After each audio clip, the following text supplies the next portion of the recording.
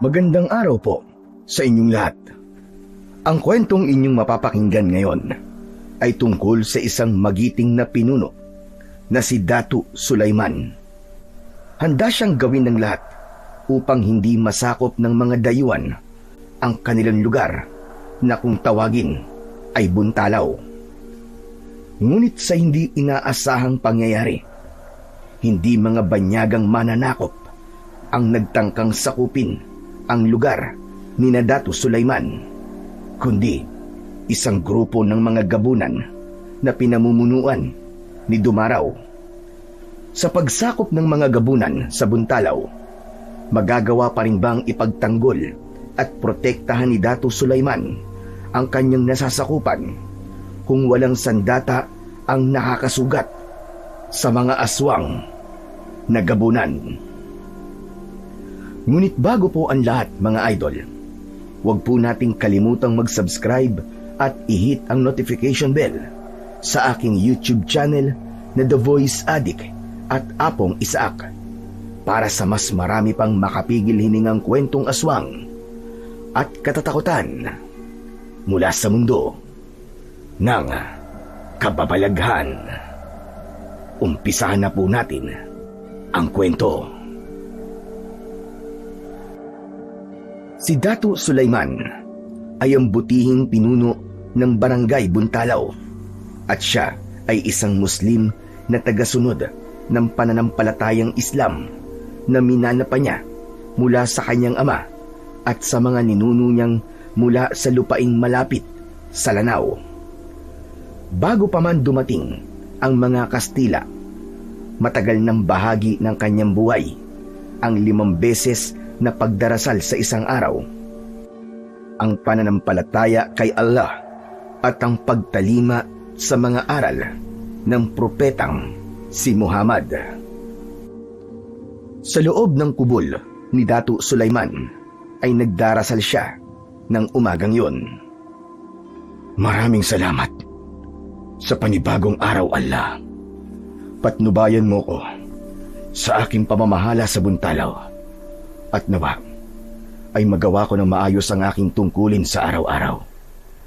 Ikaw ang liwanag ko, Allah, at naniniwala kong wala akong dapat nakatakutan dahil alam kong palagi kang nasa aking tabi.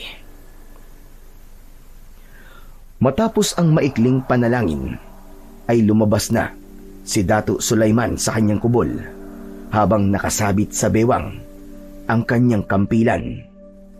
May pulang putong sa kanyang ulo at nakasuot siya ng bahag. Ang kanyang pang-itaas na damit ay tinatawag na kangan o kanggan na pula ang kulay. Napangiti siya nang sumalubong sa kanya ang mga naninirahan sa Buntalaw na abala sa kani-kanilang mga gawain. May nagbibilad ng mga isda at karne. Sa hindi kalayuan ay may mga nagtatanim ng palay at mga gulay. Maya-maya pa ay lumapit kay Datu Sulaiman ang namumuno sa mga mandirigma na si Makisig. Isa itong binata na may kayumangging balat at matipunong pangangatawan. Magandang umaga po sa inyo, mahal na Datu Sulaiman. Nais kong makarinig ng balita sa pamumuno mo sa pagsasanay sa ating mga mandirigma, Makisig. Maayos ang aming pagsasanay, Datu.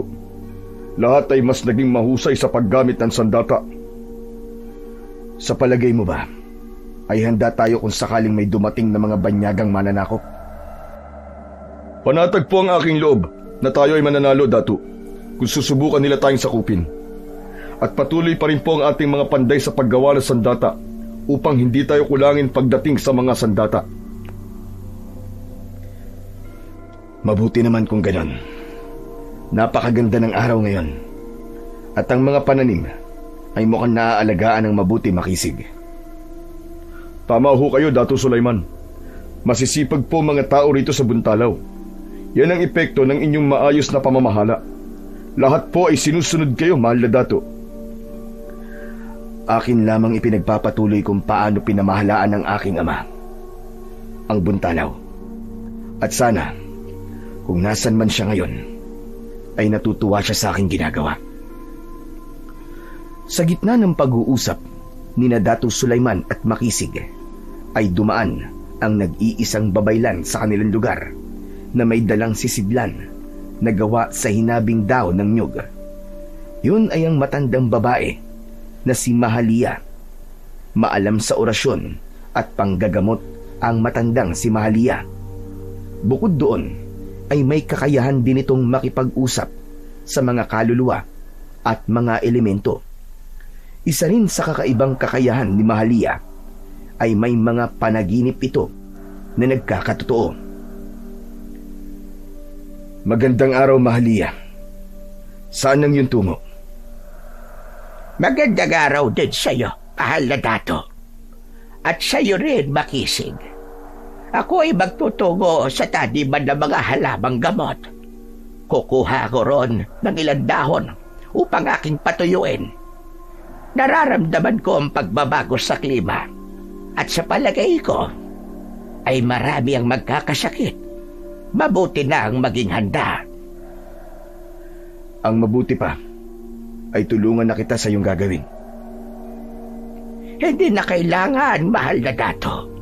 Ito ay aking tungkulin dito sa Buntalaw. Hayaan niyo kong gawin na mag-isa ito. Isa pa, ang dato na kagaya niyo ay hindi dapat gumagawa ng mga ganitong gawain. Kami ay narito para ikaw ay pagsilbihan. Mahalia, hindi ako sinanay ng aking ama at ina na pinagsisilbihan. Sanay ako sa mga kahit na anong gawain. Para sa iyong kaalaman, ay hindi lang pakikidigma at pamumuno ang aking kayang gawin. Kung hindi ka mapipigilan, ay hahayaan kitang tulungan ako, mahal na dato. Tutulong din sana si Makisig sa pagkuha ng mga halamang dahon, ngunit inutusan ito ni Dato Sulaiman na muling sanayin ang mga mandirigma. Agad namang tumalima si Makisig, habang sina Dato Sulaiman at Mahalia ay magkasabay na nagtungo sa taniman ng mga halamang gamot. Sinimulan na kagad nila ang pagkuha sa mga halamang gamot na kailangan ng babaylan na si Mahalia. Nais ko palang magpasalamat sa iyo, Mahalia. Kung hindi mo sinabi sa akin ang iyong pangitain noon, nasasalakayin tayo ng mga dayuhan, ay hindi tayo nakapaganda. Napakalaking tulong ng iyong nagawa, sapagkat hindi inakala ng mga dayuhan na atin silang napaghandaan. Kaya nananatiling malaya ang ating barangay ay dahil sa husay mo bilang isang babaylan. Hindi mo ako kailangang pasalamatan, dato. Yun ay aking tungkulin dito sa Buntalaw. Ako ay nangako na hanggang sa aking huling hininga ay magiging tapat ako sa Buntalaw at sa iyo, mahal na dato. Nararapat lamang na ikaw ay aking pasalamatan, Mahalia. Hindi biro ang iyong ginagawa para sa aming lahat. Batid ko rin na ikaw ay nangihina sa tuwing ginagamit mo ang iyong kakayahan. Huwag kang mag-alala sa akin. Paraan ko ito bilang pagganti sa kabutihan ng iyong ama at ina sa akin noon. Kung iyong natatandaan, itinaboy ako sa dating barangay kung saan ako naninirahan. Sinabi nila na ako raw ay malas, isang salot, dahil lahat ng hindi magandang pangitain ko ay nagkakaroon ng katotohanan. Inisip nila na ako ang may kagagawan nun, ngunit hindi nila nalalaman na ako ay tagapagbigay lamang ng babala. At ang iyong ama at ina, sila ang namumukod tanging tumanggap sa akin ng buong puso. Isang malalim na paghinga ang pinakawalan ni Dato Sulaiman. Tumingin siya sa kawalan at may lungkot na lumitaw sa kanyang muka. May problema ka ba, mahal na dato? Bakit tila may kalungkutan akong nababanaag sa iyong mga mata? Iyong nabanggit ang aking ama at ina, Mahalia. Naisip ko lamang na kung buhay pa sana sila ngayon, ay malamang mas maganda ang pamamahala rito sa Buntalaw. Ngunit hindi mo ba nakikita kung paano mong pinamumunuan ang ating barangay? At yan ay iyong nasasabi. Mahal na mahal ka ng mga tao mo, Dato Sulaiman. Kung hindi maayos ang pagtrato mo sa amin, ay hindi ka namin mamahalin. Huwag mong maliitin ang iyong sarili. Higit pa sa sapat ang iyong nagagawa para sa aming lahat na iyong nasasakupan. Hindi na lang nagsalita si Dato Sulaiman at isang matipid na ngiti ang isinagot niya kay Mahalia. Ang totoo kasi ay masyado niyang tinitingala ang kanyang ama sa kung paano nito noon pinamahalaan ang kanilang barangay. Lumaki siyang nasaksihan kung paano ito minahal ng mga tao nang dahil sa kung paano ito makitungo sa lahat. Kaya nang mamatay ang kanyang ama at nailipat sa kanya ang pagiging dato, ay ang tatay niya ang kanyang naging pamantayan. Naniniwala siya na nararapat ang isang maayos at patas na pamamahala sa Buntalaw at may pakiramdam siya na hindi pa niya naibibigay sa mga tao roon ang lahat ng dapat niyang ibigay. Matatag ang pananampalataya ni Dato Sulaiman kay Allah bilang Muslim. Naniniwala siya na ang prioridad niya ay ang kapayapaan para sa lahat. Ngunit handa siyang lumaban kapag alam niyang siya ay nasa tama. Handa siyang makipagdigmaan kung kinakailangan, lalo na kung nakasalalay ang kapakanan at buhay ng kanyang mga tao. Nang dahil sa pagdating ng mga dayuhang mananakop, ay kinailangan niyang sanayin ang marami sa mga kalalakihan sa lugar nila upang makipaglaban.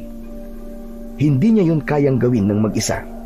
Kaya naman, itinalaga niya si Makisig bilang namumuno sa kanilang mga mandirigma.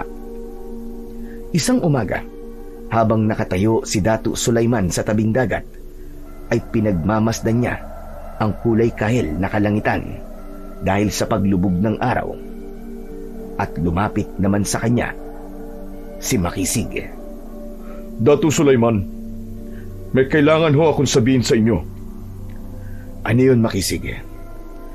May nangyari po kay Mahalia. Habang naglalakad siya, ay bigla na lang siyang nawalan ng malay. Ano ang kanyang kalagayan ngayon, Makisig? Sa aming palagay ay maayos na ho siya. Nadala namin kagad siya sa kanyang kubol at bago ko ron umalis, ay gising naman na siya. Aniya, ay kailangan kanyang makausap. Mahal na Dato, may mahalagang bagay siyang sasabihin sa'yo.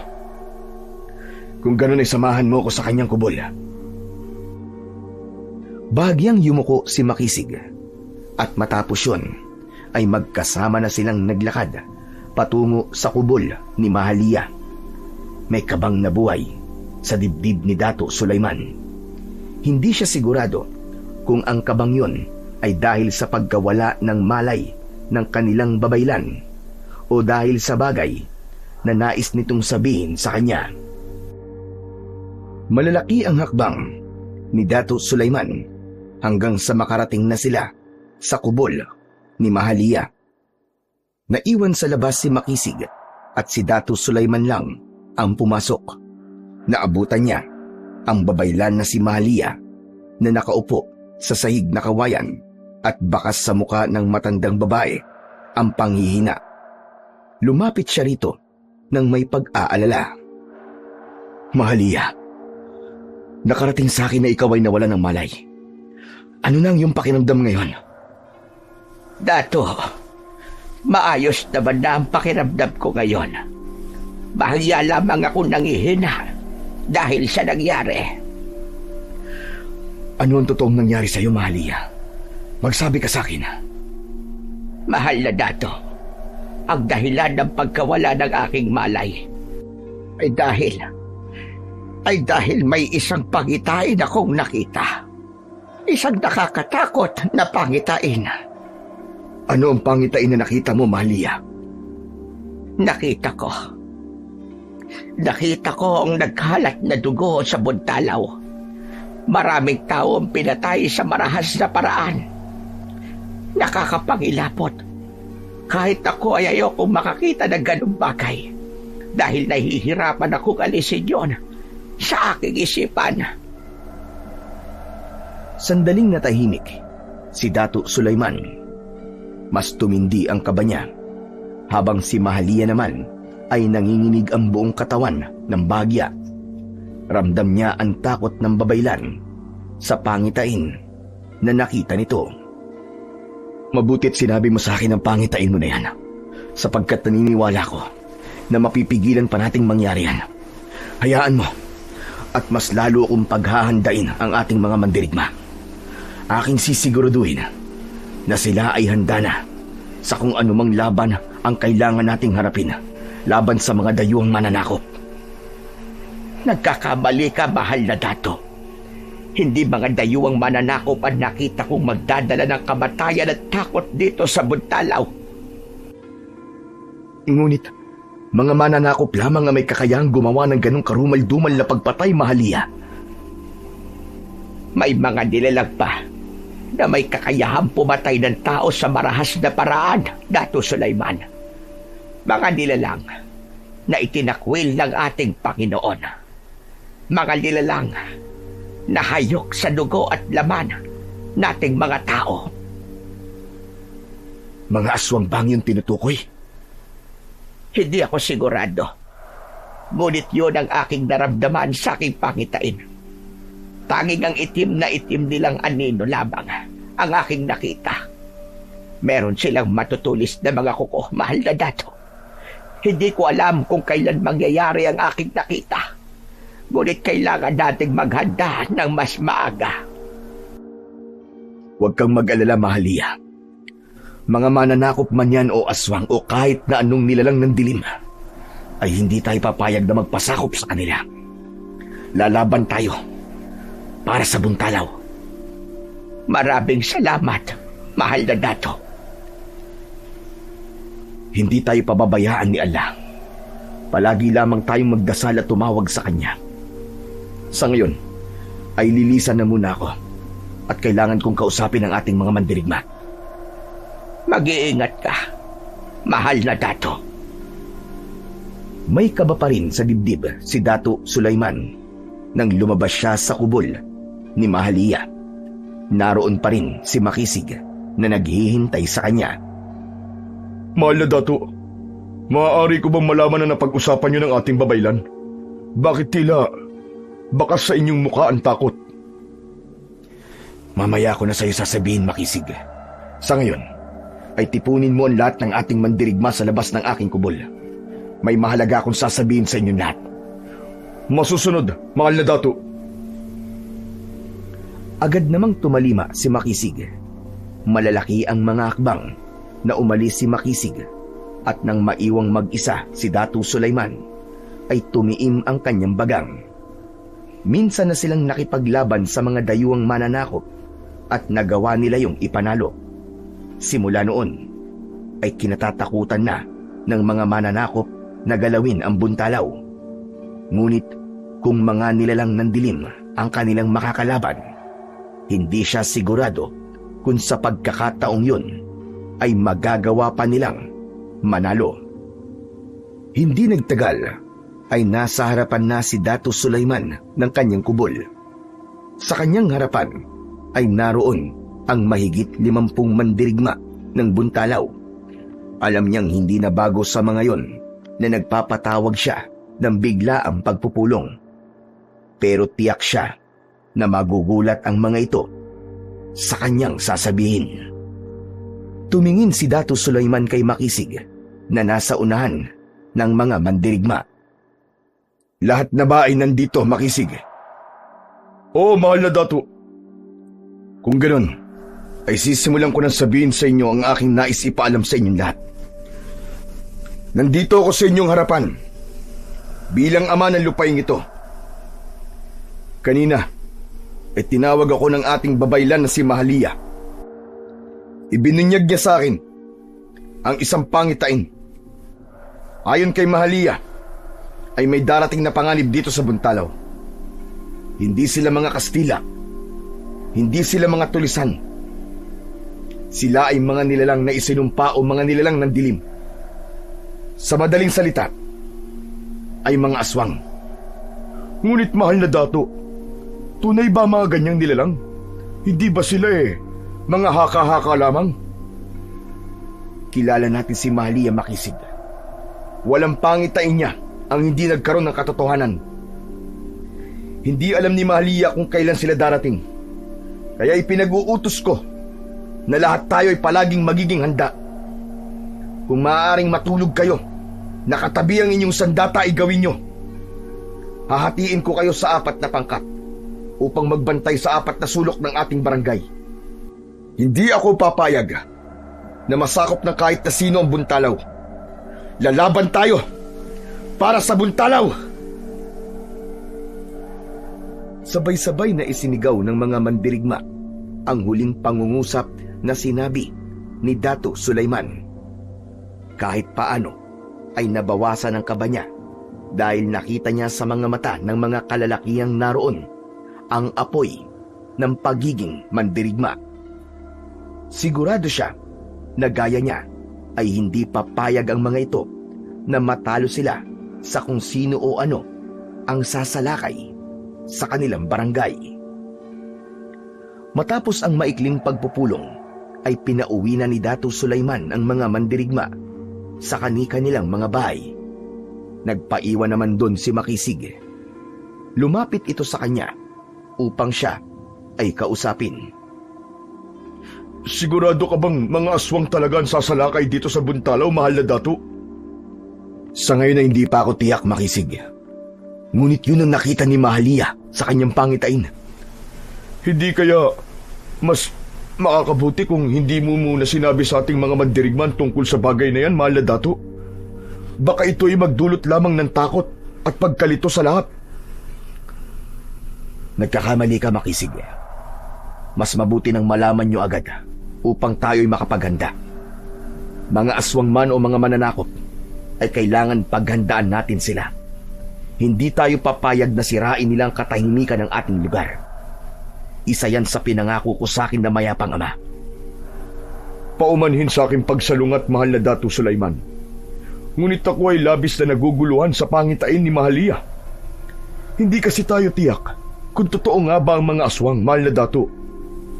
Hindi man tayo tiyak kung totoo mga ganong nilalang, ay mas makakabuti na maghanda pa rin tayo.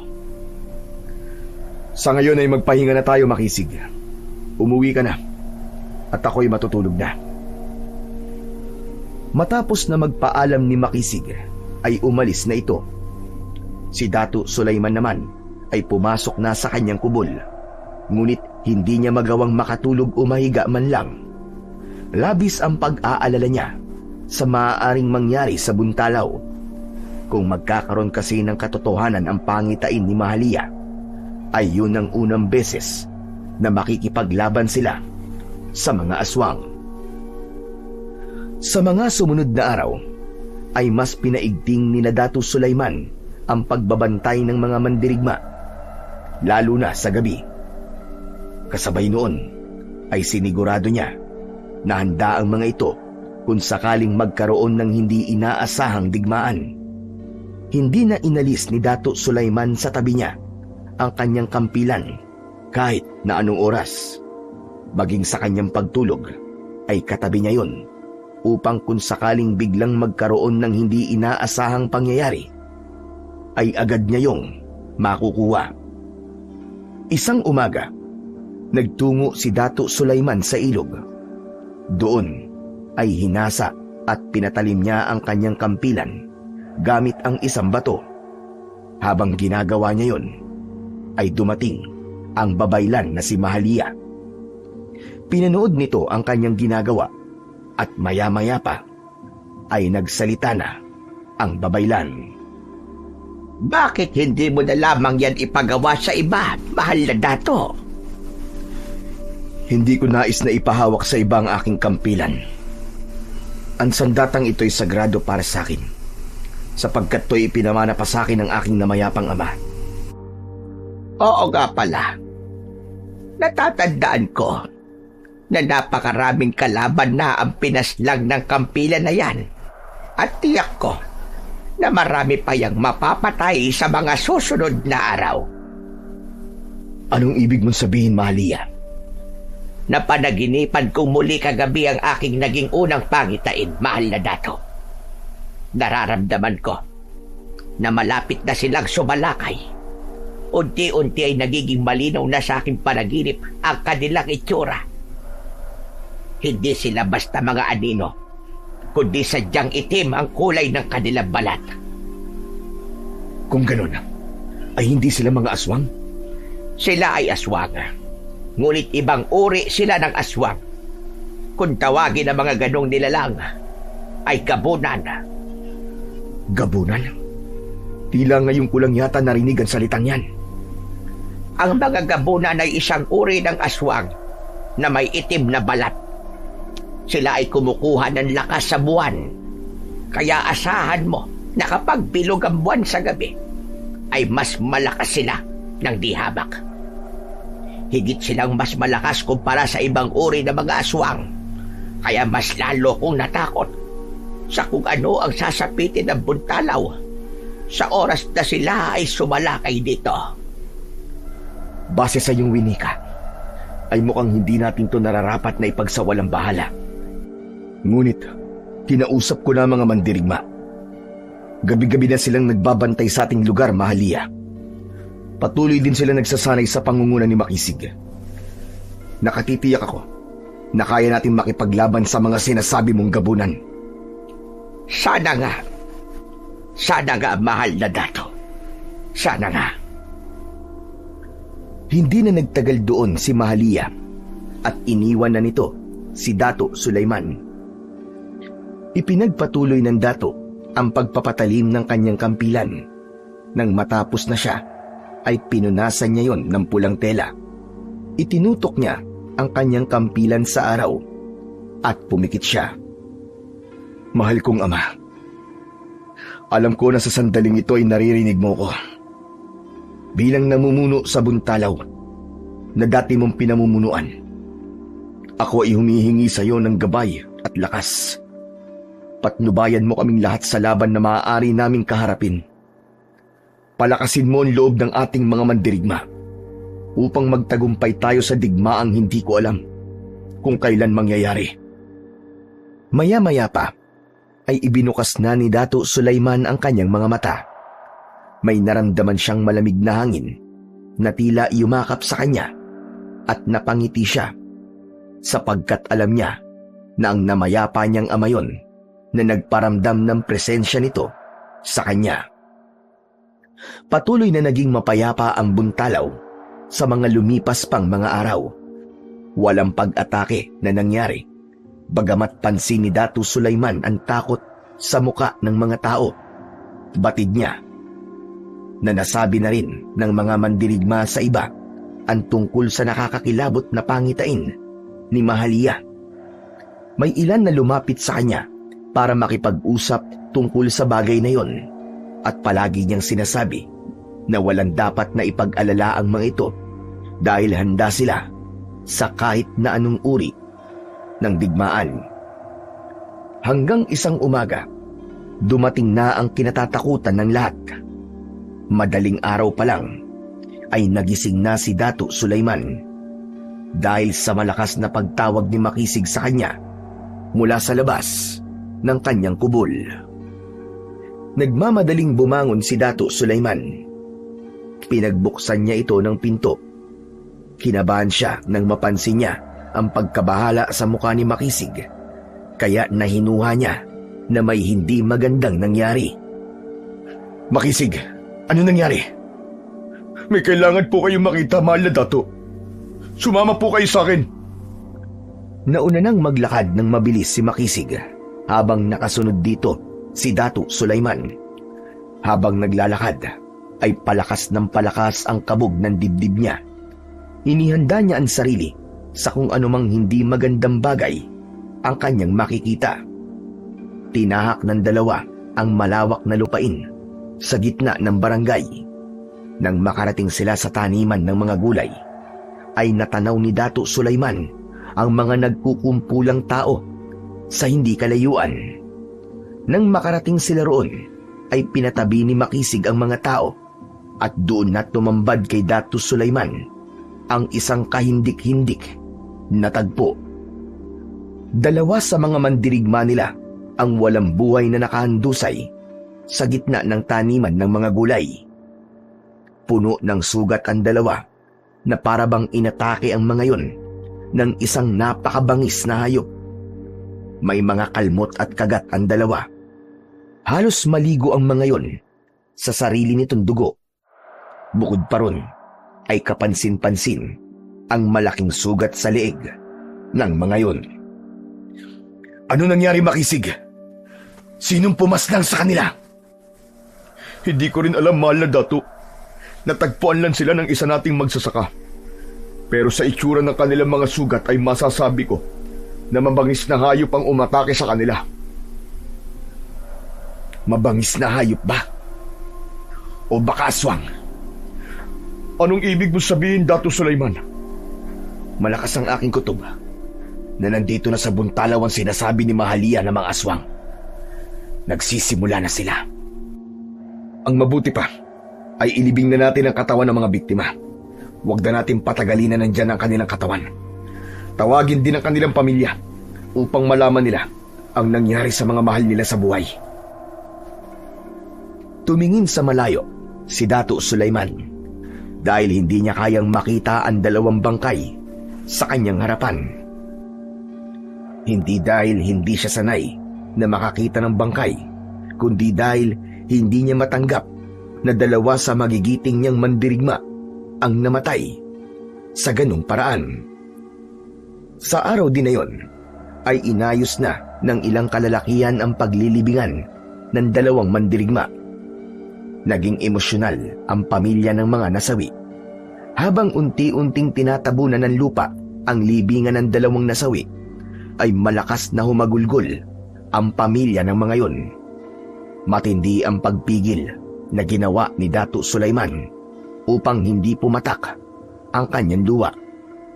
Ayaw niyang makita ng mga tao roon ang kanyang pag-iyak dahil baka isipin ng mga yon na mahina siya. Sa ganong sitwasyon, alam niya na kailangan niyang maging mas matatag dahil siya ang pinagkukunan ng lakas ng loob ng lahat ng nakatira sa Buntalaw. Matapos ang paglilibing, ay nagsimula na si Dato Sulaiman na kausapin ng lahat ng naroon. Nakikiramay ako sa pamilya ng mga namatay. Sila ay ating maalala bilang magigiting at matatapang na mandirigma ng Buntalaw na inalay ang kanilang buhay para sa ating lahat.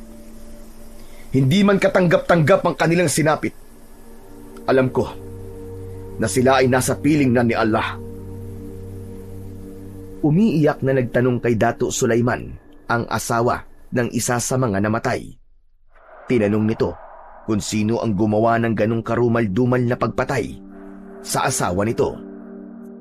Batid kong alam niyo na tungkol sa pangitain ng ating punong babaylan na si Mahalia. Ang mga aswang nagabunan. Sa aking palagay, ay sila ang pumaslang sa dalawang mandirigma. Nararamdaman ko na nandito na sila. At hindi gaya ng aking inaasahan na lulusubin nila tayo ng biglaan. Dahil tila mukhang inuunti-unti nila tayo. Kung ganun, mahal na Dato, sa kanilang ginagawa ay hindi malayong maubos tayo. Hindi ako makapapayag na mangyari yan, Makisig. Mas papaigtingin natin ang ating pagbabantay. Bawat bahay, kahit ang mga kababaihan, ay inuublig ako na matuto sa paggamit ng sandata. Ganon din ang mga bata. Nararapat na bawat isa sa atin ay may kakayang makipaglaban at ipagtanggol ang kanilang mga sarili. Aking ipinapangako na hindi na masusundan ng isa pang kamatayan ang pagkamatay ng dalawa nating mandirigma.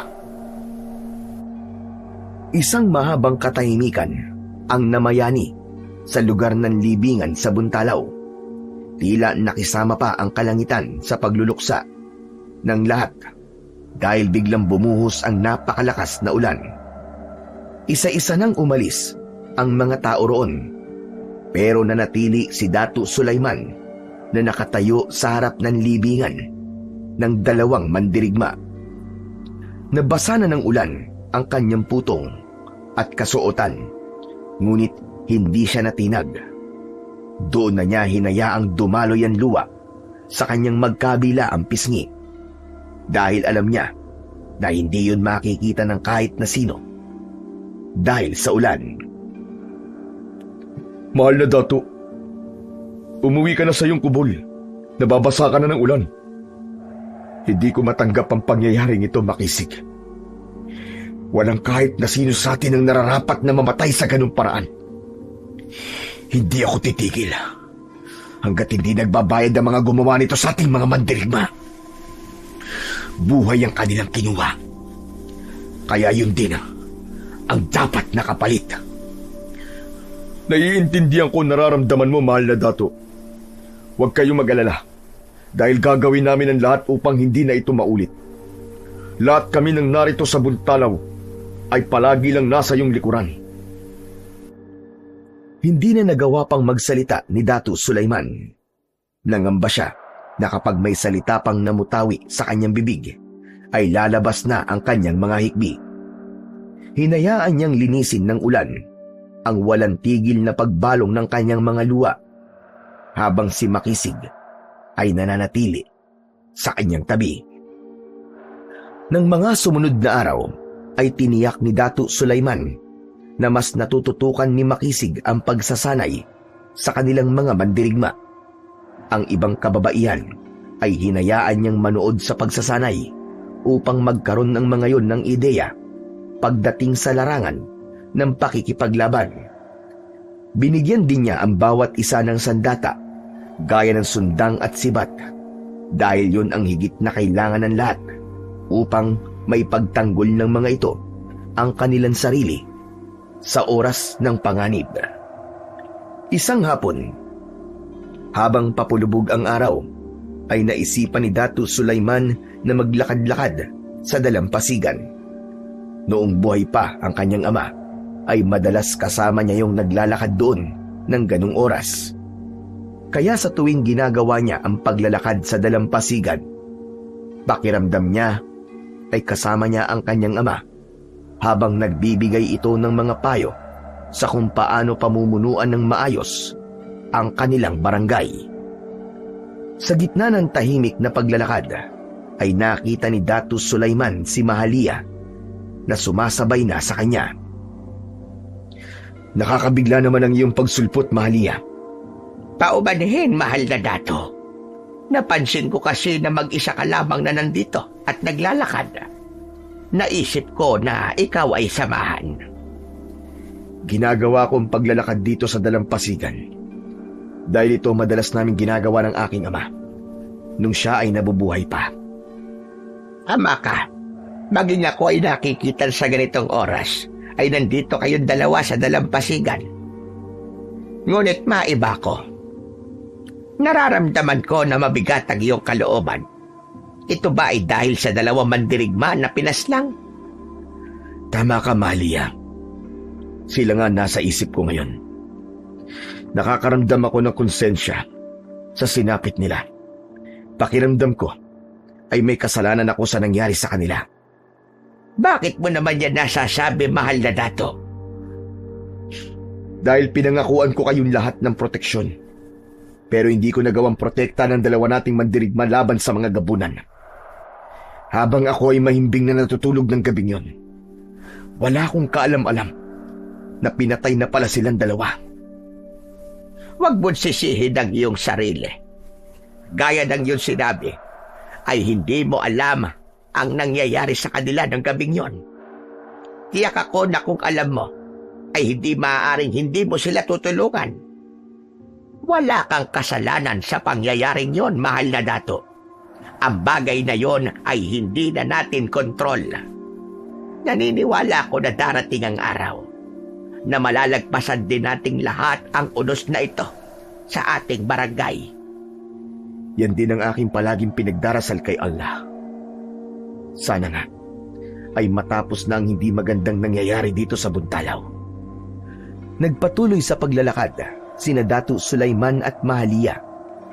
Nang marating na nila ang mabatong bahagi ng dalampasigan, ay doon na sila nagdesisyon na bumalik. Alam din nila na hindi naligtas ng ganung oras dahil unti-unti nang kumakalat ang dilim sa paligid. Simula noon ay mas tinutukan na ni Datu Sulaiman ang kaligtasan ng lahat ng nakatira sa Buntalaw. Kahit sa pagbabantay sa gabi ay sumasama na siya sa mga mandirigma.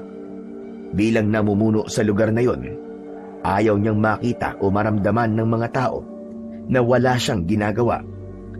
Nais niyang malaman ng lahat na bawat isa sa mga nakatira roon ay mahal niya at ayaw niyang mapahamak. Isang gabi, magkasamang naglalakad sina Datu Sulaiman at Makisig sa dalampasigan habang nagbabantay. Tahimik ang gabi at ang tanging naririnig nila ay ang mahinang paghalik ng alon sa dalampasigan. Dala ni Datu Sulaiman ang kanyang kampilan, habang sibat naman ang kay Makisig. Napakatahimik ng gabing ito, Datu. Napakapayapa. Hiling ko ay ganito palagi dito sa Buntalaw. Sana nga, Makisig. Ngunit sa nangyayari ngayon dito, ay tila may kaakibat na panganib ang ganitong katahimikan na gabi. Pakiramdam ko, anumang sandali, ay may makakaharap tayong kalaban. Makalipas ang ilang sandali, ay naramdaman ni Datu Sulaiman ang biglang pagbigat ng hangin. Napahinto si Datu Sulaiman nang may napansin siya sa dikit-dikit na puno na malapit sa dalampasigan. Bakit ka huminto, mahal na Datu? May problema ba? Masdan mo mga puno na yun. Tila merong gumagalaw doon. Parang may kung anong nilalang na nagtatago. Tunay, mahal na Datu. Ano kaya yun? Hindi kaya isang ligaw na hayop lamang? Huwag tayong maging kampante. Na yun ay isang ligaw na hayop. Ihanda mong iyong sarili, Makisig, at ang iyong sandata. Hinugot ni Datu Sulaiman ang kampilan sa kaluban at marahan silang naglakad ni Makisig patungo sa magkakadikit na mga puno. Ngunit hindi pa man sila tuluyang nakakalapit doon nang biglang may isang nakakatakot na nilalang ang lumabas sa likod ng mga puno. Isa yung nilalang na itim ang balat. Matipuno ang pangangatawan, puti ang mahabang buhok at may mga kuko na parang punyal. Anong klaseng halimaw yan? Yan na marahil ang gabunan na tinutukoy ni Mahalia. Mabilis na tumakbo ang gabunan papunta kina Datu Sulaiman. Lumundag yun upang sunggaban sila. Agad namang inihagis ni Makisig ang sibat nito. Tumusok ang sibat sa balikat ng halimaw. Bumagsak ang gabunan sa buhangin, pero agad ding tumayo. Nakangisi nung hinugot ang sibat na nakabaon sa balikat at walang kahirap-hirap yung pinutol sa gitna. Hindi maaari. Paanong di siya nasaktan ng aking sibat? Isa lang ang ibig sabihin yan. Hindi natin siya dapat maliitin. Ngunit tignan natin kung kakayanin niya ang aking kampilan. Walang takot na sinugod ni Datu Sulaiman ang gabunan. Iwinasiwas niya ang kanyang kampilan hanggang sa tinamaan ng gabunan sa braso. Ngunit hindi ganong malalim ang sugat na natamo nito kahit napakatalim ng kanyang kampilan. Pinuntiryan ng gabunan si Makisig dahil sa wala na itong sandata. Sinunggaban nito si Makisig. Napahiga sa buhangin si Makisig habang nasa ibabaw nito ang gabunan. Napasigaw si Makisig nang kinalmot ito ng gabunan sa kanyang dibdib. Sinubukang itarak ni Datu Sulaiman ang kampilan sa likod ng gabunan. Laking gulat niya nang tila bato sa tigas ang balat nito. Hindi niya magawang maitarak ang kanyang kampilan sa katawan ng kanilang kalaban. Mabilis na humarap ang gabunan kay Datu Sulaiman at itinulak siya nito. Doon napagdanto ni Datu Sulaiman na kahit hindi ito masyadong tinatablan ng kanilang sandata, ay hindi naman ito gaanong malakas. Naramdaman niya yon nang itulak siya nito. Muling sumugod ang gabunan kay Dato Sulaiman. Sa pagkakataon na yon ay mas naging handa na siya at alam na niya kung ano ang kanyang gagawin upang matalo nila ang gabunan. Nang ilang di pa na lamang ang layo ng gabunan kay Dato Sulaiman, ay mabilis siyang yumuko upang dumampot ng buhangin. Isinaboy niya ang buhangin sa muka ng gabunan at napaatrasyon.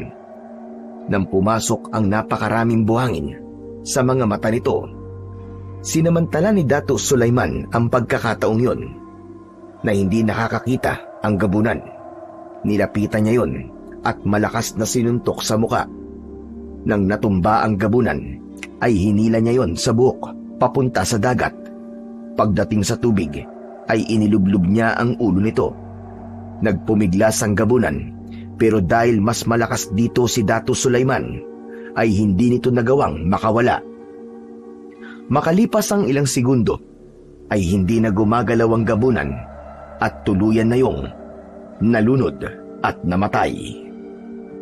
Lumapit si Makisig kay Dato Sulaiman at hindi ito makapaniwala sa kanyang nagawa. Napakahusay mo, mahal na Dato. Ngunit, paano mo naisip na lunurin siya kaysa labanan siya gamit ang ating mga sandata? Sapagkat akin napansin na hindi tumatalab ng gusto sa kanya ang ating mga sandata. Kahit ang aking kampilan na ubod ng talim, ay nahihirapan akong ibaon sa kanyang katawan. Maihahalin tulad ko sa bato sa tigas ang katawan ng nilalang na yan.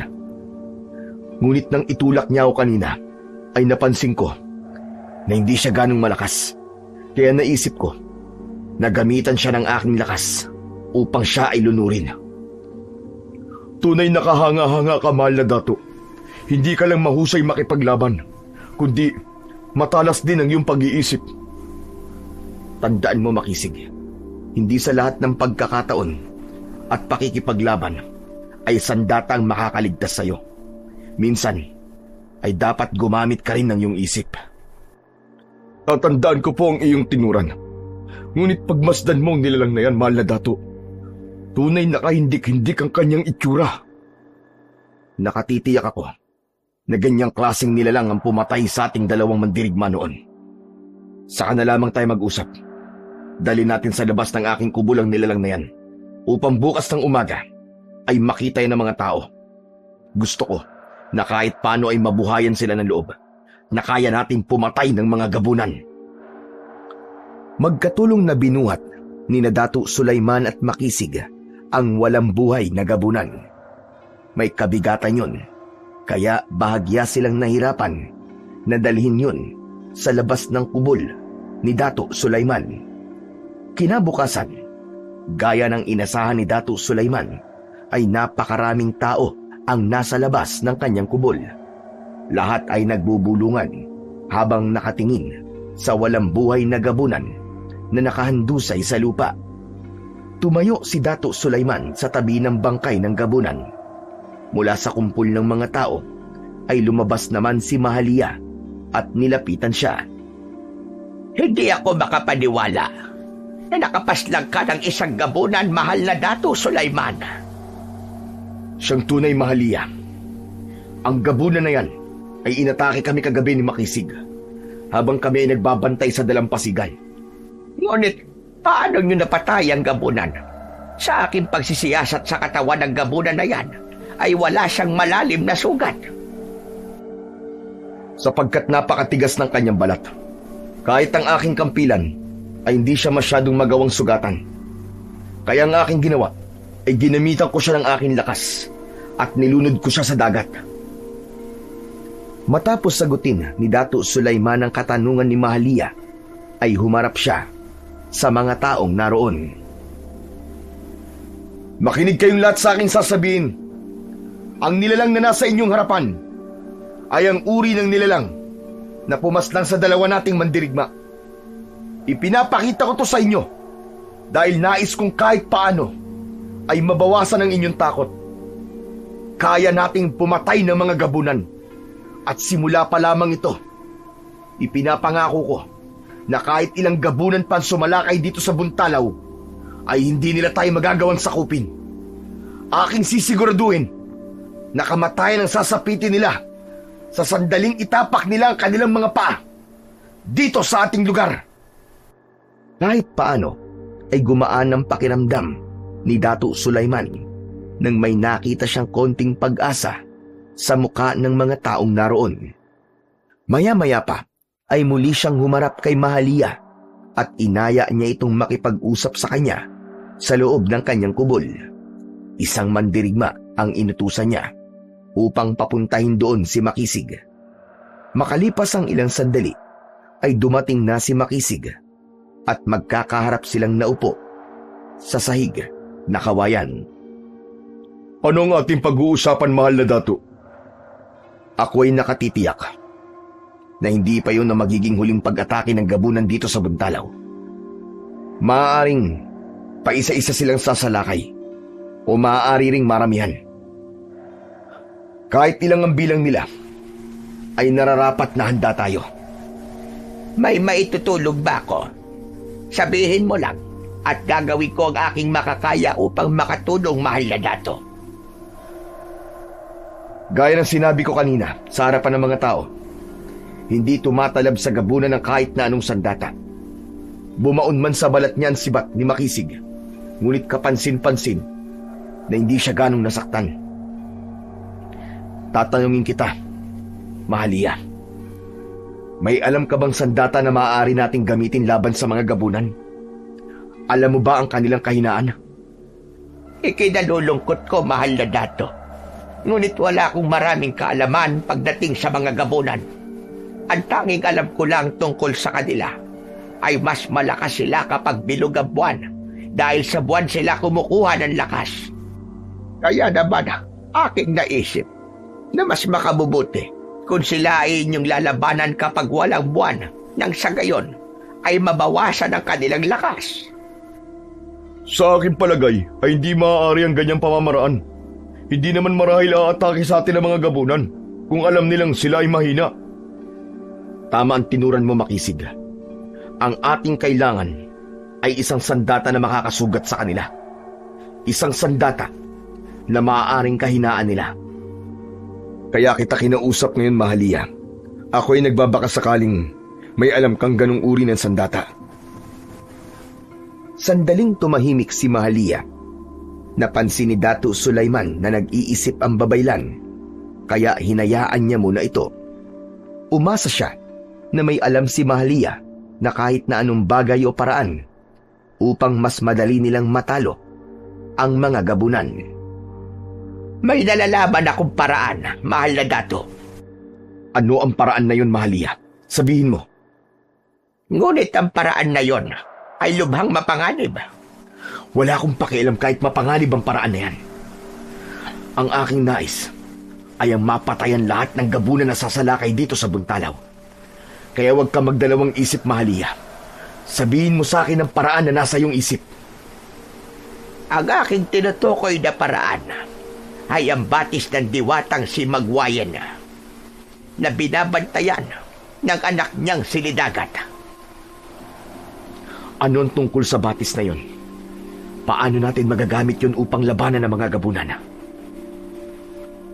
Bata pa lamang ako nang sabihin sa akin ng aking inaan tungkol sa batis na yon na matatagpuan sa kagubatan na nasa paanan ng pinakamataas na bundok dito sa ating banwa.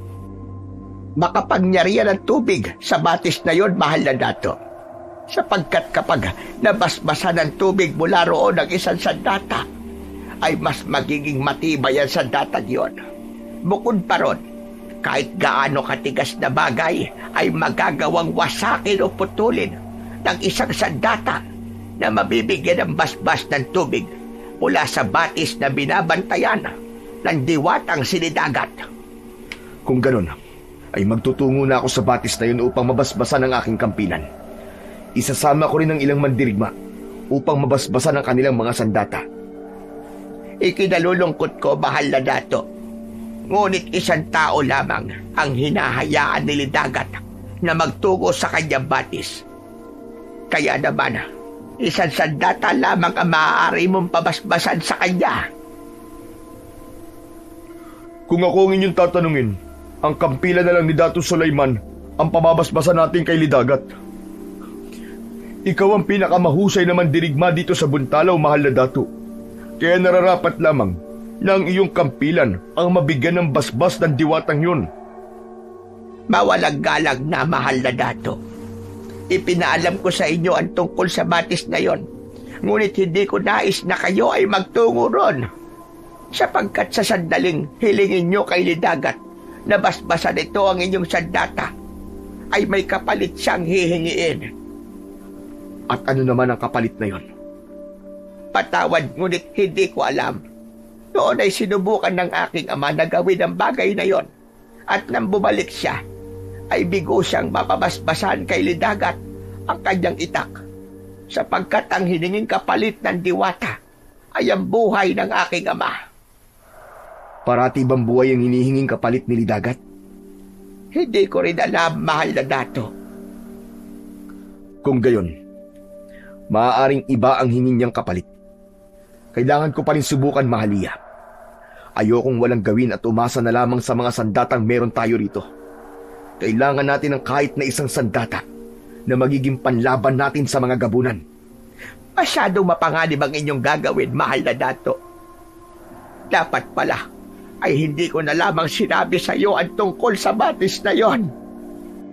Bumakas ang pagkabahala sa mukha ng babaylan, ngunit hindi na yon binigyan ng pansin ni Dato Sulaiman. Ang tanging nasa isip niya ng mga sandaling yon ay ang mapabasbasan na kagad ang kanyang kampilan sa batis ni Lidagat upang maging epektibo yung sandata laban sa mga gabunan. Kaya naman, mabilis siyang nagpasya na bukas ng umaga ay magtutungo siya sa batis na sinabi sa kanila ng babaylang si Mahalia. Pagsapit ng gabi, ay hindi muna sumama si Dato Sulaiman sa pagbabantay sa Buntalaw. Naisip niya na mas makabubuti kung makakapagpahinga siya dahil magiging mahaba at nakakapagod ang paglalakbay niya patungo sa batis ng diwatang si Lidagat. Ayon kay Mahalia, ang naturang batis ay matatagpuan sa bukana ng isang maliit na kuweba sa paanan ng pinakamataas na bundok sa kanilang lugar. Habang nakahiga si Dato Sulaiman, ay bigla siyang napabangon nang umalingaw-ngaw sa labas ang malakas na pagsigaw ng mga tao. Akmang kukunin niya ang nakasabit na kampilan nang may pumasok na 3 gabunan sa kanyang kubol. Subukan niyo lumapit nang makaharap niyo ang inyong kamatayan! Galit na umangil ang mga gabunan at sabay-sabay na sumugod ang mga yon kay Dato Sulaiman. Sinubukan niyang makipaglaban sa mga yon gamit ang kanyang lakas, ngunit wala siyang kalaban-laban sa 3 gabunan. Sinunggaban ng 2 ang magkabilaan niyang braso at mahigpit yung hinawakan. Nagpumiglas siya, ngunit biglang inihampas ng isa pang gabunan ang ulo nito sa ulo ni Dato Sulaiman. Mabilis na nagdilim ang paningin ng Dato. Pakiramdam niya ay umikot ang kanyang paligid at sa isang iglap ay nawalan siya ng ulirat. Nang bumalik ang kamalayan ni Dato Sulaiman, ay napagtanto niyang patayo na siyang nakatali sa isang puno sa labas ng kanyang kubol.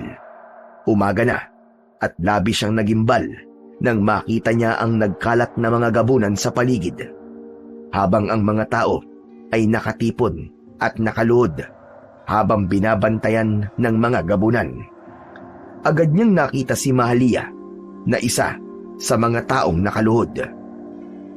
Sinubukan ni Dato Sulaiman na makawala sa pagkakatali, ngunit masyadong matibay at mahigpit ang lubid na nakapulupot sa kanya. Maya-maya pa ay isang gabunan na nakabahaga at may kakaibang marka sa katawan ang nakangising lumapit sa kanya. Tila sumasayaw sa hangin ang mahaba at puting buhok nun. Matalim ang mga mata na tinignan ng Dato ang gabunan. Huwag mong piliting makawala mula sa iyong pagkakatali dahil sinasayang mo lamang ang iyong lakas, mahal na Dato. Ako na lamang ang iyong paslangin At huwag niyo nang idamay ang aking mga tao. Huwag kang mag-alala, sapagkat wala akong balak na patayin ang mga tao rito maging ikaw. Ngunit, bago ko ihayag sa'yo ang aming gagawin, ay hayaan mo muna akong magpakilala sa'yo. Ang aking pangalan ay si Dumaraw. Ako ang pinuno ng mga gabunan na nandito sa inyong lugar. At ikaw, mahal na dato, hindi mo na kailangang ipakilala ang iyong sarili sa akin. Dahil kilala na kita. Wala akong pakialam kung sino kang hayop ka. Inuutusan kitang pakawalan mo ko. At pagkatapos ay lisanin niyo ang aming barangay. Nais kong ipaalam sa'yo na narinig ko na walang may kakayang sakupin ng buntalaw ng mga dayuhan, sapagkat napakatapang at napakahusay sa digmaan ng mga mandirigma rito, lalong-lalo na ikaw, Dato' Sulaiman. Kaya naman, ako ay nagkaroon ng kagustuhan na sakupin ang inyong lugar. At nakakatuwa dahil napatunayan ko na napakadali palang sakupin ng buntalaw. At gaya ng aking sinabi kanina, wala akong planong pumaslang ng mga taong naninirahan dito. Ang pagpatay ng aking mga alagad sa dalawang mandirigma ng buntalaw ay pagpapakita lamang na kaya naming gawin kung sakaling hindi kayo sumunod sa aking kagustuhan. Ano ba ang nais mo? Sabihin mo na at huwag mo nang pahabain ang iyong mga sinasabi.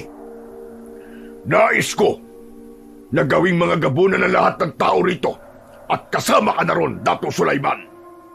Yun nga lang, ikaw ay magiging normal na alagad ko. Ako na ang iyong magiging Panginoon. Balak ko na rito sa buntalaw simula ng aking kaharian upang malaman ng ibang lugar na nagawa kong sakupin ng isang lugar na hindi magawang sakupin ng mga dayuang mananakop. Kaya ang iisipin ng ibang lugar na kaya ko ring sakupin ang kanilang barangay. At yun ang magiging dahilan para magkaroon sila ng masigil takot sa akin. Hayop ka! Hayop ka, Dumaraw! Aking titiyakin na ikaw ay magsisisi na inuna mo pang sakupin ang buntalaw. Dahil sa oras na ako'y makawala rito, kamatayan ang sasapitin mo at ng lahat ng mga alagad mo. Yun ay kung makakawala ka pa, mahal na dato. Sa ngayon, ay nais ko munang libutin ang napakagandang lugar na to. Nais kong maging pamilyar sa lugar na pagsisimula ng aking kaharian. Paalam muna sa ngayon, mahal na dato. Isang nakakalokong ngisi ang iniwanan ni Dato' Dumaraw kay Dato' Sulaiman bago yun umalis. Malakas na sumigaw si Dato' Sulaiman. Nagpumiglas siya pero hindi talaga niya magawang makawala sa pagkakatali. Hanggang sa napatingin siya sa mga taong nakaluhod pa rin. Lahat ay natatakot at tinakasan na ng pag-asa. Nakaramdam ng labis na pangliliit si Dato' Sulaiman. Alam niya na siya dapat ang nangunguna sa pagprotekta sa buntalaw, ngunit naroon siya, nakatali at walang magawa upang ipagtanggol ang kanyang nasasakupan. Makalipas ang ilang oras, ay sumapit na ang gabi. Awang-awa na si Dato' Sulaiman sa mga tao dahil hindi hinayaan ng mga gabunan na umalis mula sa pagkakaluhod ang mga yun. Maya-maya pa, ay dumating si Dumaraw at inutusan nito ang mga alagad nitong gabunan na dalhin na ang mga tao sa mga kubol. Maigpit nitong inutos na bantayan ng bawat isa upang walang makatakas sa mga yon. Tinakot pa nito ang mga tao na kung sino ang magtatangkang tumakas ay kamatayan ang sasapitin. Mag-isa na lamang si Dato' Sulaiman sa harapan ng kanyang kubol. Hindi pa rin niya magawang makawala mula sa pagkakatali. Napayuko siya at nakaramdam ng kawalang pag-asa. Allah, nakikiusap ako sa iyo. Tulungan mo ang buntalaw. Huwag mong hayaan na ito ay maging pugad ng kasamaan at kamatayan. Ipinagkakatiwala ko na sa iyo ang kapalaran naming lahat. Nagulat si Dato Sulaiman nang bigla niyang narinig ang malalim na boses ni Dumaraw. Nasa harapan na pala niya yon habang nakangiti ng malaki.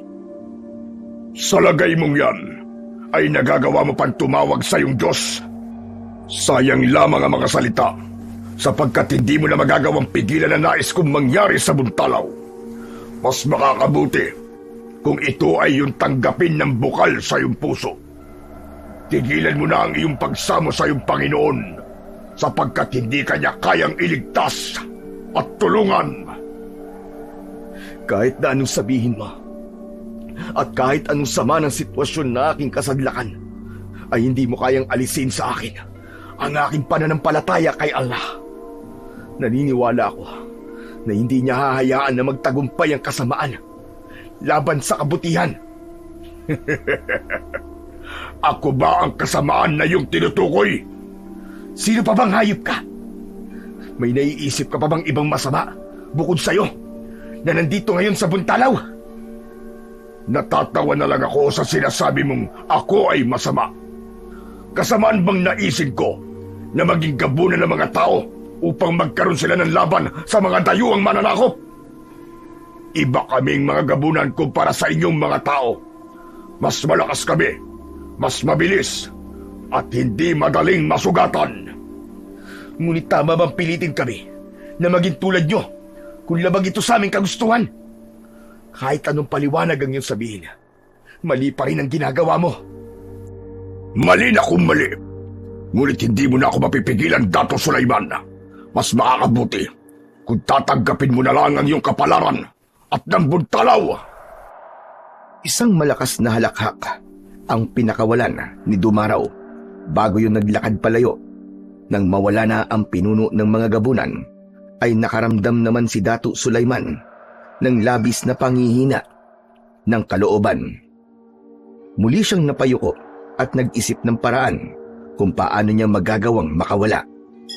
Hanggang sa napaangat muli ang ulo ni Dato Sulaiman nang may narinig siyang kaluskos sa kung saan iginala niya ang kanyang paningin sa paligid at nanlaki ang mga mata niya nang makita si Makisig na marahan at tahimik na palapit sa kanyang kinaroroonan. Nang makalapit si Makisig, ay naglabas ito ng punyal at sinimulan nitong putulin ang lubid na nakatali kay Dato Sulaiman. Makisig, ano't narito ka? Umalis ka na at baka may makakita pa sa'yo. Huwag kang mag-alala, mahal na Dato. Hindi ako nadakip ng mga gabunan nang sila ay umatake. Agad ako nakapagtago. Hindi kita maaaring pabayaan na narito. Ikaw na lamang ang pag-asa ng Buntalaw.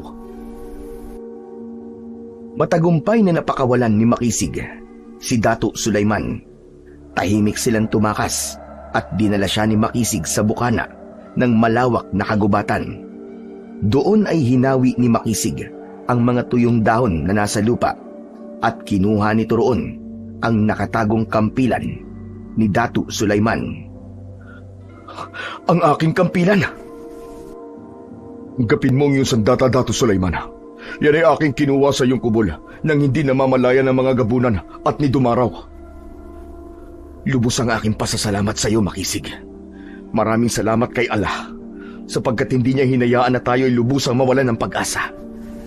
Ngayon ay maaari na ako magtungo sa batis na tinutukoy ni Mahalia upang mabasbasan doon ang aking sandata. Sasama ako sa iyo, mahal na Dato. Hayaan mo akong samahan ka sa iyong paglalakbay. Pinapayagan kitang sumama sa akin. Tayo'y humayo na at hindi tayo maaaring mag-aksaya ng panahon, lalo na sa nangyayari ngayon sa ating barangay. Agad na sinimulan ni Dato Sulaiman at Makisig ang kanilang paglalakbay patungo sa batis ni Lidagat sa ilalim ng malamlam na liwanag ng buwan. Matagal ang kanilang paglalakad sa gitna ng kadiliman. Hindi nagtagal ay unti-unti silang nakaramdam ng pagod, ngunit hindi sila huminto dahil hindi nawala sa isip nila na kailangan nilang marating ang batis ni Lidagat na maaaring maging susi upang talunin ang mga gabunan na nasa buntalaw. Makalipas ang napakahabang oras, ay natanaw na nila ang paanan ng pinakamataas na bundok sa kanilang lugar. Pakiramdam ni Datu Sulaiman ay isa yung natutulog na higante na naghihintay sa kanila ni Makisig. Inikot ni Datu Sulaiman ang paligid ng paanan ng bundok habang unti-unti nang sumisikat ang araw. Siyak ako, nasa sandaling to, ay alam na ni na Dumaraw na ako'y nakawala. Kailangan nating mahanap ang batis ni Lidagat sapagkat maaaring hinahanap na nila tayo. Tama ka, mahal na Datu. Tiyak ako, nasa sandaling makita tayo ng mga gabunan bago natin marating ang batis, ay maaaring yun na maging katapusan natin at ng buntalaw. Ngunit ako ay labis na nangliliit. Wala man lang akong nagawa nung sumalakay ang mga gabunan sa buntalaw. Napakadali nila ako nagapi. Maiintindihan ko kung iniisip ng mga tao sa ating barangay na ako ay walang silbing dato. Huwag mong sabihin yan, mahal na Datu Sulaiman. Kailanman ay hindi mabubura ng isang beses na pagkakadapa ang mabuting bagay na yung nagawa para sa aming lahat. Para sa aming lahat ay ikaw pa rin ang pinakamagiting na dato na aming tinitingala. Nagpatuloy ang dalawa sa paghahanap sa batis hanggang sa natagpuan nila ang isang kuweba sa paanan ng bundok.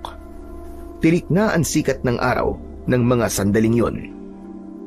Makisig, Ayon kay Babaylang Mahalia, matatagpuan ng batis ni Lidagat sa bukana ng isang maliit na kuweba. Ngunit nasa ng batis? Bakit wala yun dito? hindi kaya may iba pang kuweba sa paanan ng bundok? Maghanap pa tayo, mahal na Datu. Hindi, Makisig. Nararamdaman ko. Nandito na tayo. Ngunit mahal na Datu, nasaan ang batis? Wala akong nakikita. Luminga si Datu Sulaiman sa paligid. Malakas ang pakiramdam niya na nasa tamang lugar na sila. Bahagya siyang lumapit sa bukana ng kuweba at mas naramdaman niya ang kakaibang presensya sa paligid. Lidagat, kung naririnig mo ako, ay ipakita mo sa amin ang iyong mahiwagang batis. Kami ay narito na may malinis na hangarin. Laking gulat ni Datu Sulaiman nang biglang lumitaw ang isang batis sa bukana ng gubat. Lumubog ang lupa roon at bumalong ang malinis na tubig. Nagkaroon ng mga naglalangoy na mga maliliit na isda at mga bulaklak sa ibabaw ng tubig. Kumikinang ang tubig sa batis na parabang may mga bituin na nagkalat doon. Hindi nagtagal, mula sa gitna ng batis ay lumitaw ang isang napakagandang nagliliwanag na babae. Nakasuot yun ng asul na kasuotan na may mga palamuti na maliliit na kabibe. Ang mga mata ng babae ay nagliliwanag at nakalutang yun sa ibabaw ng tubig. Ako ay iyong sinamo, kaya ako'y nandito na sa iyong harapan. Ipakilala mo sa akin ang iyong sarili at sambitin mo kung ano ang iyong pakay. Ako po si Datu Sulaiman, mahal na diwata. Pinamumunuan ko ang buntalaw na ngayon ay unti-unti nang sinasakop ng mga aswang na gabunan. Naparito po ako upang hilingin sa inyo na bigyan niyo ako ng basbas at ang aking kampilan upang ito'y maging mabisang panlaban sa aming mga kalaban. Nakikiusap po ako sa inyo, mahal na diwatang Lidagat. Dinggin mo ang aking pakiusap. Aking nararamdaman na busilak ang iyong hangarin at ikaw ay nagsasabi ng totoo. Madali para sa akin na ibigay sa iyo ang iyong hinihiling. Ngunit ang bawat kahilingan sa akin ay may karampatang kapalit. Sabihin mo, mahal na diwata, ano ang kapalit na iyong hihingin? Handa kong ibigay ang kahit na ano para lang mabigyan mo ng basbas ang aking kampilan. Tunay ba ang iyong sinasabi, Datu Sulaiman?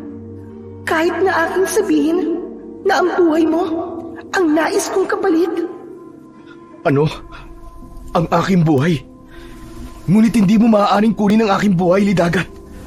Paano ko pa magagamit ang kampilan kung ako ay iyong kukunin? Tila ikaw ay biglang nagkaroon ng pag-aalinlangan. Yun ang nais kong kapalit at wala nang iba.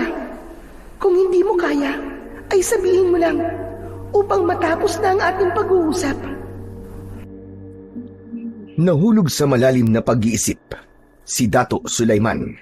Alam niya na hindi siya maaaring mawala, ngunit hindi rin niya kayang hayaan na tuluyang masakop ni na Dumaraw ang Buntalaw. Hindi niya kayang tanggapin na magiging mga gabunan ang mga taong naninirahan sa kanilang barangay.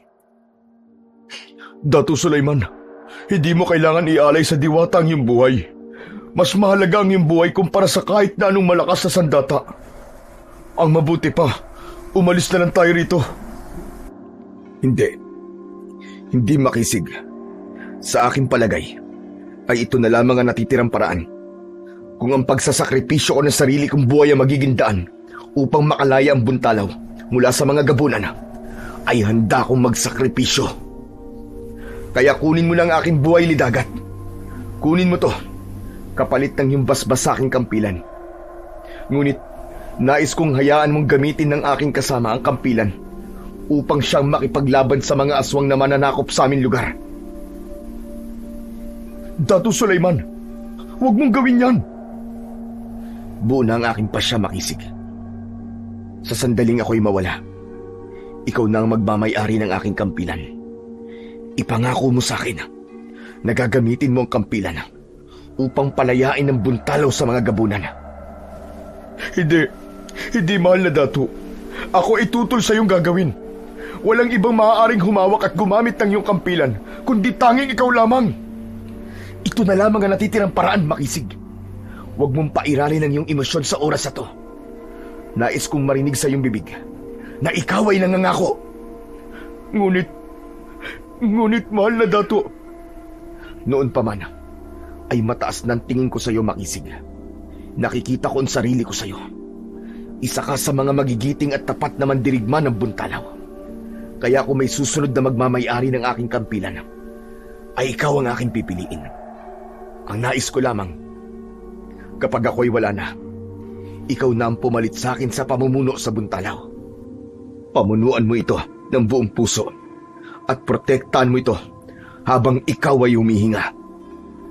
Ngayon, Lidagat, nakahanda na ako.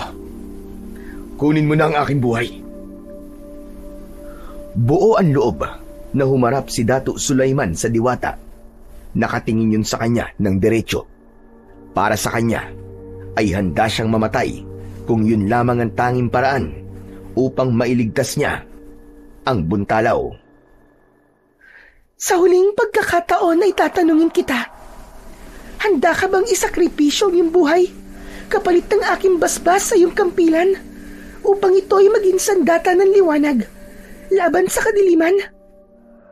Handa na ako, Lidagat, at hindi na magbabago ang aking pasya. Kunin mo na ngayon ang aking buhay. Lumusong ka sa aking batis, Dato' Sulaiman. Hayaan mong lamunin ito ang iyong katawan at kaluluwa. Mahal na Dato', huwag mo yan gagawin. Nakikiusap ako sa iyo. Tumakbo si Makisig upang pigilan si Dato' Sulaiman. Maigpit nitong hinawakan ng isa niyang braso. Malakas na itinulak ni Dato' Sulaiman si Makisig.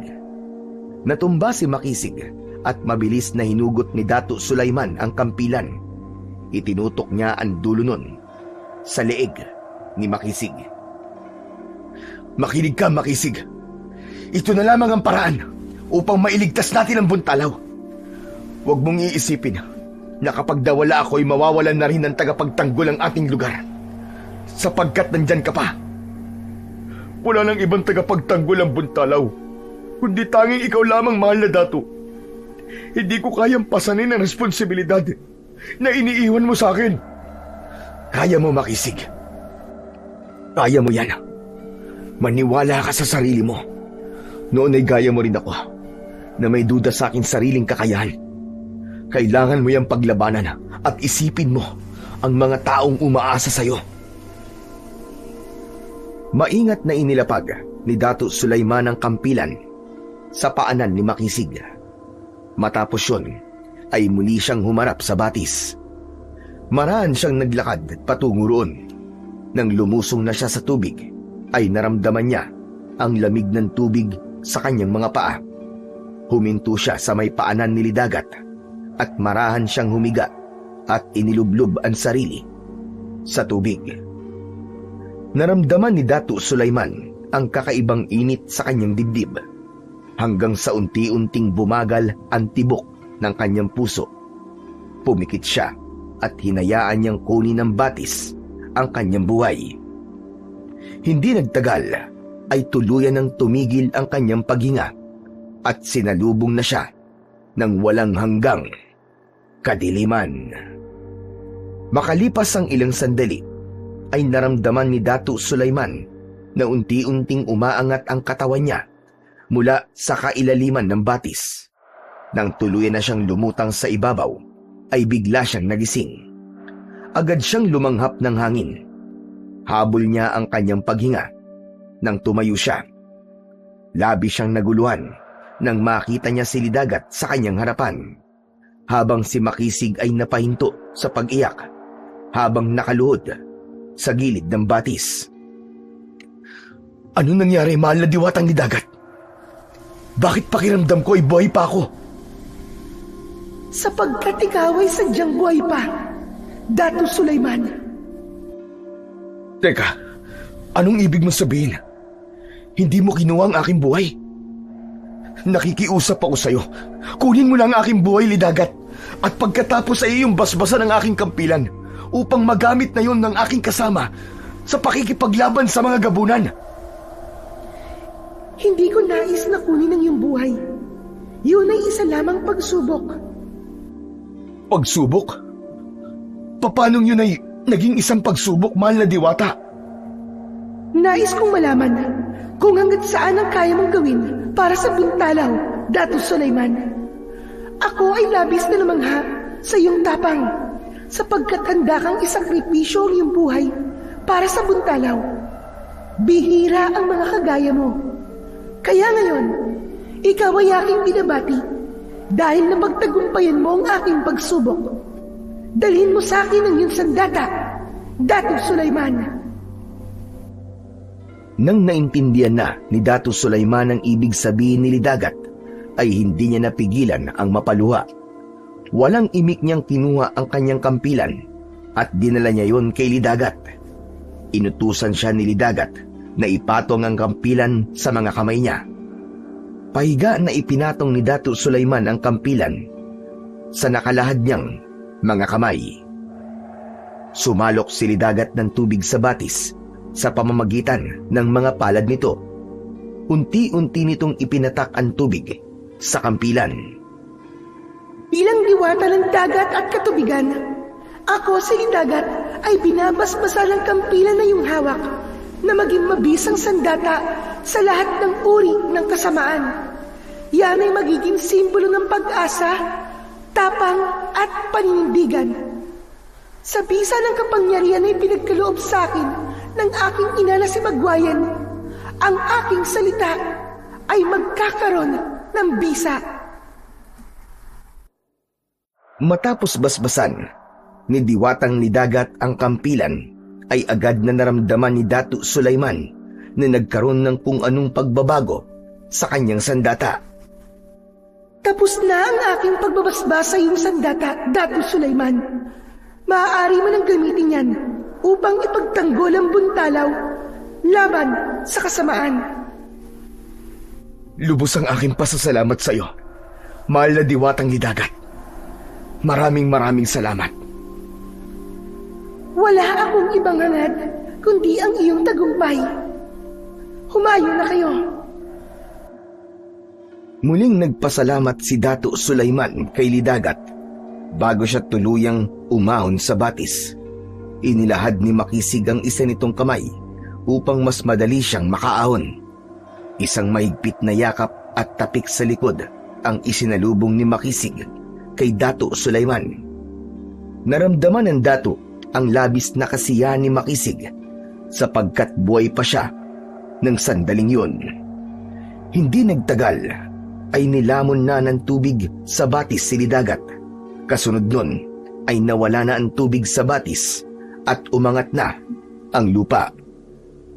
Maraming salamat kay Lidagat dahil hindi niya kinuwang yung buhay, mahal na dato. At maraming salamat din kay Allah dahil hindi niya tayo pinabayaan. Ngayon ay nararamdaman ko na ang pagbabago sa aking kampilan.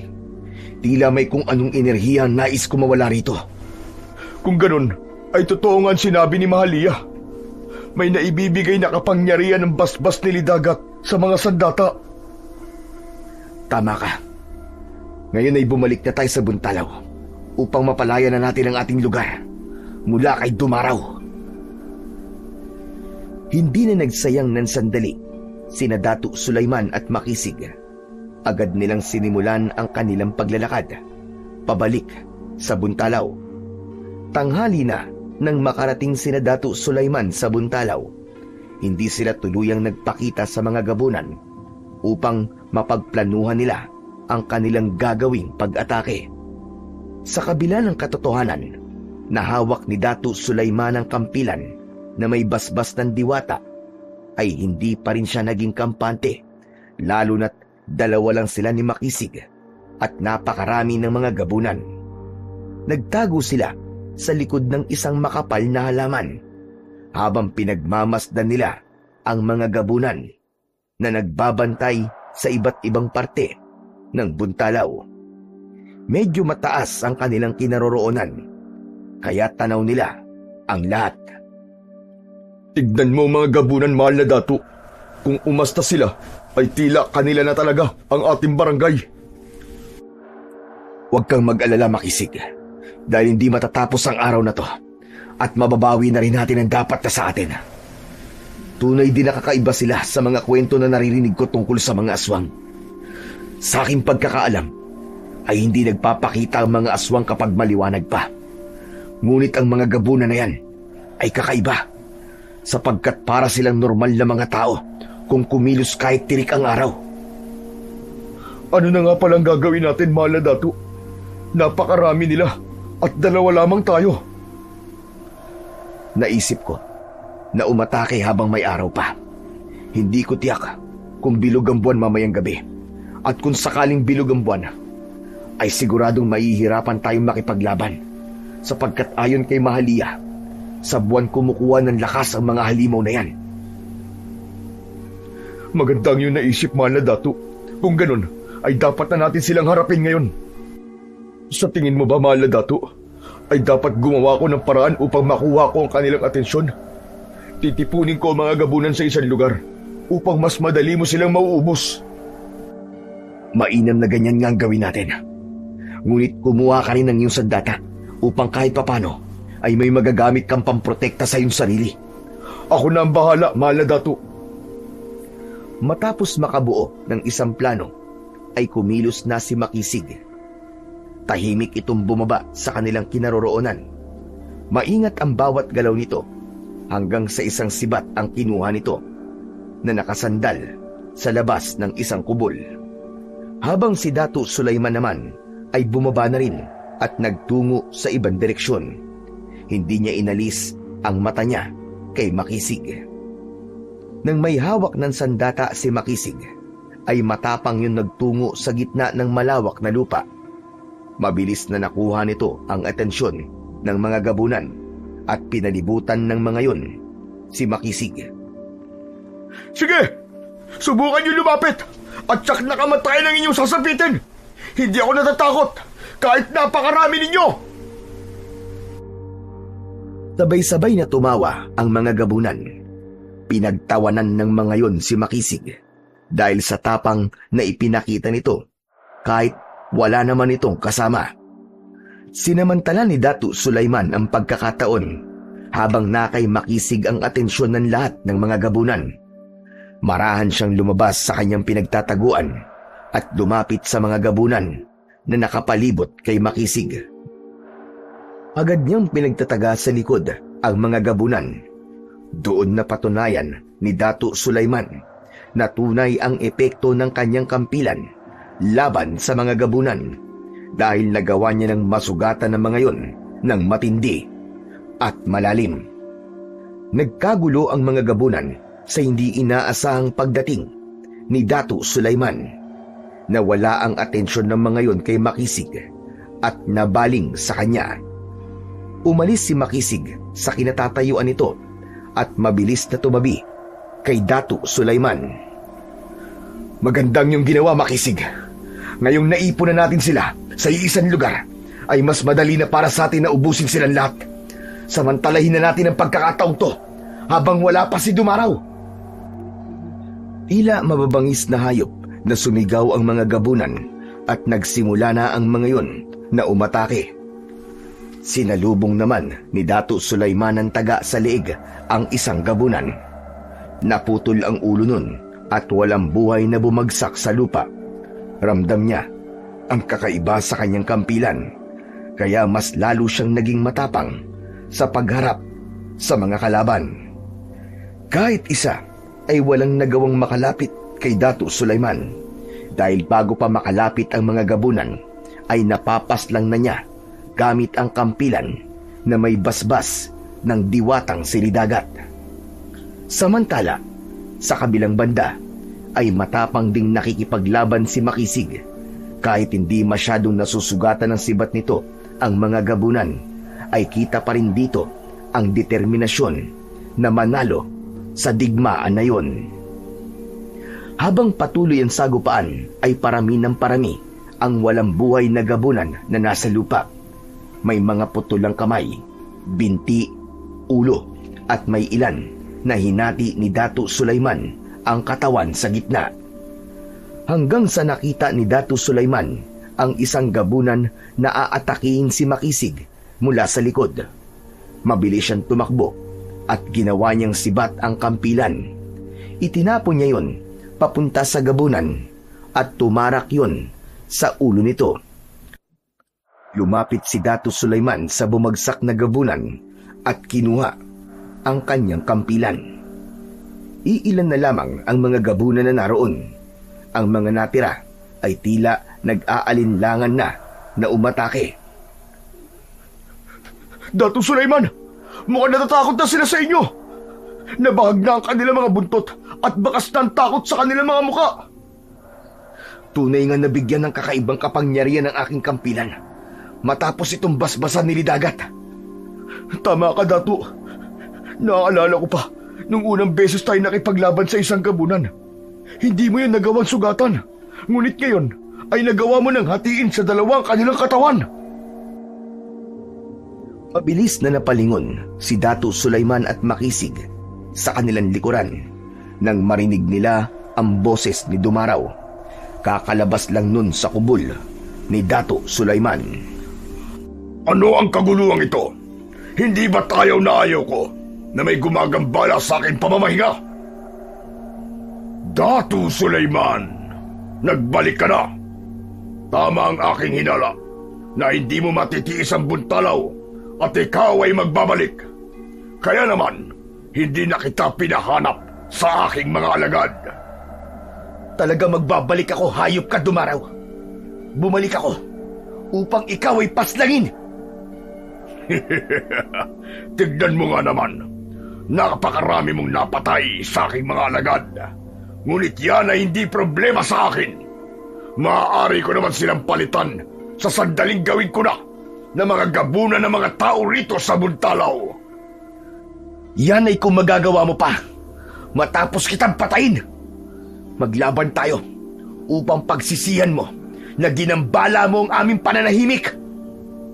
Sa totoo lang, hindi ako nakikipaglaban ng ganitong oras. Ngunit wala na akong pagpipilian kundi ang harapin ka. Kung inaakala mo na ako ay gaya ng mga alagad kung kayang masugatan ng iyong sandata, ay nagkakamali ka. Makisig, tumabi ka. Nais ko na mag-isa kong labanan si Dumaraw. Ang laban na to ay sa pagitan lang namin dalawa. Tumalima si Makisig at nagtago yun sa likod ng isang puno. Mabagal na naglakad si Dumaraw palapit kay Datu Sulaiman.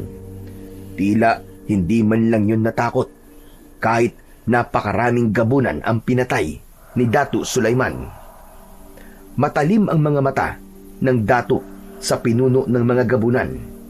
Wala siyang ibang nais kundi ang wakasan na ang buhay nito upang tuluyan ng makalaya ang buntalaw. Huwag mo nang pahirapan ang sarili mo, Dato Sulaiman. Alam kong alam mo na wala kang laban sa akin. Bibigyan pa kita ng isang pagkakataon. Sumuko ka na at ikaw ay hahayaan kong mabuhay. Gagawin kitang gabunan at ikaw ang aking magiging kanang kamay. Katatakutan tayo ng mga dayuhan at hindi sila mangangas na tayo ay sakupin. Sinasabi mo yan dahil alam mong wala kang laban sa akin, Dumaraw. Bakit? Tinatablan ka na ba ng takot? Hindi mo ba inasahan na magkakaroon ako ng sandata na kayang sugatan at wakasan ang buhay ng mga gaya mong gabunan? Hindi ako nakakaramdam ng takot para sa iyong kaalaman. Sadyang nanghihinayang lamang ako kung ikaw ay aking papaslangin. Malakas ka at matapang. Magiging kapaki-pakinabang ka sa akin kung ikaw ay aanib sa akin. Kailanman ay hindi ako kakampi sa kadiliman. Yan ang iyong tatandaan. Binigyan na kita ng pagkakataon. Huwag mo kong sisisiin kapag ikaw ay aking napatay, Dato Sulaiman. Matapos yung sabihin ni Dumaraw, ay mabilis itong sumugod. Sa kabila ng laki nito, ay maliksi ang paggalaw nito. Kakalmutin sana nito si Dato Sulaiman, ngunit matagumpay niya yung naiwasan. Ngunit ang hindi niya naiwasan ay ang pagbaon ng mga kuko nito sa kanyang balikat. Napaatras si Dato Sulaiman nang maramdaman niya ang hapdi ng sugat at ang pag-agos ng kanyang dugo. Muling umatake si Dumaraw at sinipa nito sa dibdib si Dato Sulaiman. Sa lakas ng sipang yun ay tumalsik si Dato Sulaiman at nagpagulong-gulong sa lupa. Tumatawang naglakad si Dumaraw palapit kay Dato Sulaiman. Tignan mo, at hindi pa nag-iinit ang ating laban ay bumagsak ka na sa lupa. Kung hihilingin mo sa akin ngayon na huwag kitang patayin, ay huli na ang lahat. Binigyan na kita ng pagkakataon kanina. Huwag kang managinip, Dumaraw, dahil mas nanaisin ko pang mamatay kesa maging isa sa mga alagad mo. Nang nakatayo na si Dumaraw sa harapan ni Dato Sulaiman, ay itinaas nito ang isang paa upang tapakan siya. Mabilis na itinarak ng Dato ang kampilan sa talampakan ni Dumaraw. Umalingaw-ngaw sa buong buntalaw ang malakas na pagsigaw ng pinuno ng mga gabunan. Hinugot ni Dato Sulaiman ang kampilan. Mabilis na lumayo sa kanya ang nagngingit-ngit na si Dumaraw. Ngayon ka magyabang, Dumaraw! Hindi ibig sabihin na ikaw ang nakalalamang nung una ay ikaw na ang mananalo. At hindi rin ibig sabihin na kung kaya akong sugatan ng iyong sandata ay mapapatay mo na ako. Lumundag si Dumaraw at sinunggaban si Dato Sulaiman. Sasakmalin sana siya nito, ngunit nagawa niyang mahawakan ang leeg ng gabunan. Mabilis na kinagat ni Dumaraw sa balikat si Dato Sulaiman. Impit siyang napasigaw habang nararamdaman niya ang unti-unting pagbaon ng matutulis na ngipin nito na parang umabot na hanggang sa kanyang buto. Hinawakan ni Dato Sulaiman ang kampilan gamit ang dalawa niyang kamay at itinarak niya yon sa tiyan ni Dumaraw. Kumawala ang mga ngipin nito sa kanya at muli itong napaatras. Sumugod siya at pinuntirya niya ang kaliwang braso ni Dumaraw. Sa isang malakas na taga ay nagawa niyang putulin ang braso ng pinuno ng mga gabunan. Sinundan niya yon ng malakas na suntok sa sugat sa tiyan ni Dumaraw. Akmang kakalmutin ni Dumaraw si Dato Sulaiman gamit ang isa na lang nitong kamay. Ngunit bago pa nito magawang masugatan ang Dato, ay nagawa na ring putulin ni Dato Sulaiman ang natitira nitong braso. Sa isang malakas na taga ay nagawa niyang putulin ang braso ng pinuno ng mga gabunan. Sinundan niya yon ng malakas na suntok sa sugat sa tiyan ni Dumaraw. Akmang kakalmutin ni Dumaraw si Dato Sulaiman gamit ang isa na lang nitong kamay. Ngunit bago pa nito magawang masugatan ang Dato, ay nagawa na ring putulin ni Dato Sulaiman ang natitirang nitong braso. Napaluhod si Dumaraw sa lupa. Bakas sa mukha nito ang labis na gulat sa sinapit nito. Marahang lumapit si Dato Sulaiman sa halimaw at huminto siya sa harapan nito. Anong pakiramdam na hindi nagtagal ang pananakop mo sa Buntalaw? Tsaka ko na nagsisisi ka ng ginambala mo kami rito sa Buntalaw. Nagkamali ka ng lugar na sinalakay, Dumaraw.